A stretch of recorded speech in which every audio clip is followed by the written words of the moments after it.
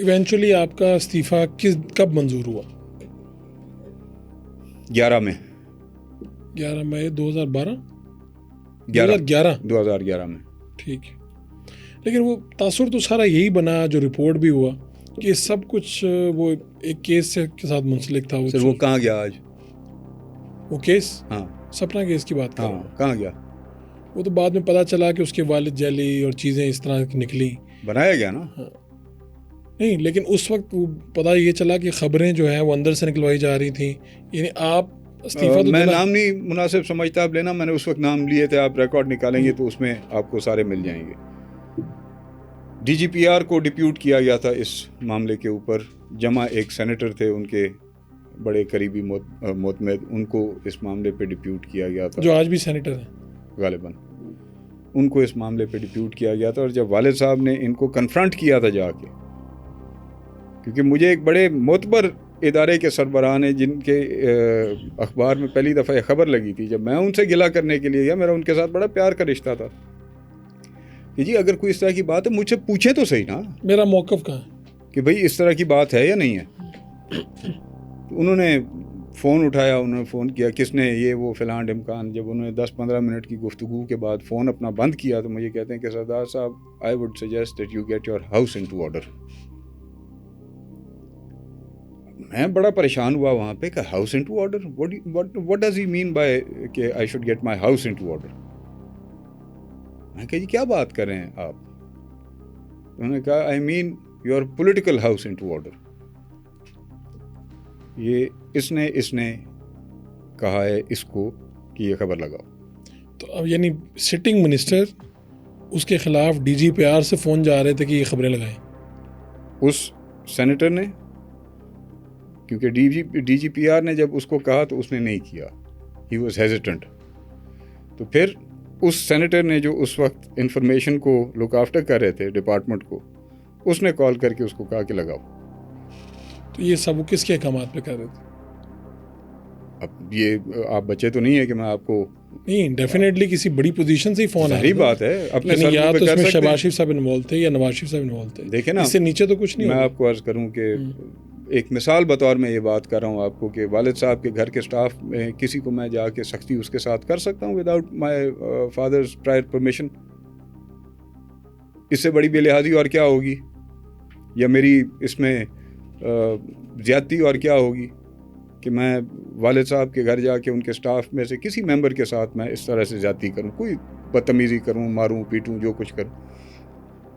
میرا حق یہ بنتا ہے کہ اگر کوئی اس طرح کی بات ہو تو میں والد صاحب کو جا کے کہوں کہ جی آپ کے سٹاف کی طرف سے یہ زیادتی ہے. نہیں والد صاحب نے کنفرنٹ تو کیا, لیکن وہ عرض یہ ہے کہ اگر کوئی اس طرح کی بات تھی تو میرے والد صاحب کو کہا جاتا نا. It was a personal matter, ٹھیک ہے, it was not a political matter, it was personal matter and there was nothing wrong in it, there was no problem in it کہ آپ کہیں جی غلط تھا, ٹھیک تھا, اچھا تھا, برا تھا, کچھ نہیں تھا. اگر کوئی اس طرح کی بات تھی والد صاحب سے بات کرتے, مجھ سے بات کرتے. نہیں, یہ رستہ اس کا مطلب یہی تھا نا کہ اس کو رگڑا دینا ہے. پھر آپ کو کہا گیا کہ استعفیٰ دیں؟ نہیں, استعفیٰ تو میں دے چکا تھا پہلے.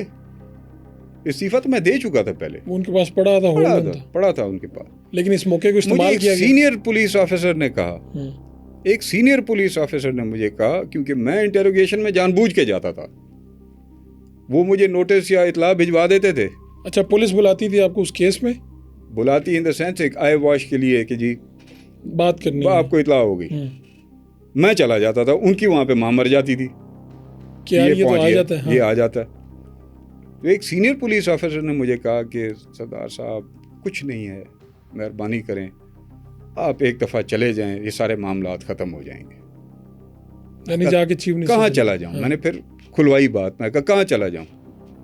سی ایم صاحب سے ایک دفعہ مل لیں. میں کہا ٹھیک ہے میں مل لوں گا ان سے.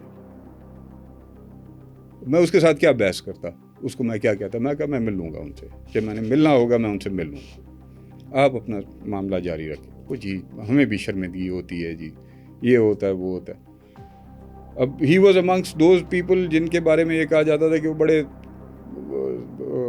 کمپٹنٹ تفتیشی ہیں, یعنی سینئر آفیسر تھے لیکن بڑے کمپٹنٹ ہیں وہ. ہمیں بھی شرمندگی ہوتی ہے جی، کچھ نہیں ہے. لا الہ الا اللہ محمد رسول اللہ، میں آپ کو یہ حلفاً قسماً کہہ رہا ہوں، یہ اس کے الفاظ تھے. اس معاملے میں کچھ بھی نہیں ہے.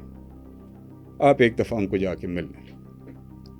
جس دن اس نے کہا مجھے آپ ان سے جا کے مل لیں، میں کہا اوور مائی ڈیڈ باڈی کہ میں اب ان کے پاس جاؤں گا.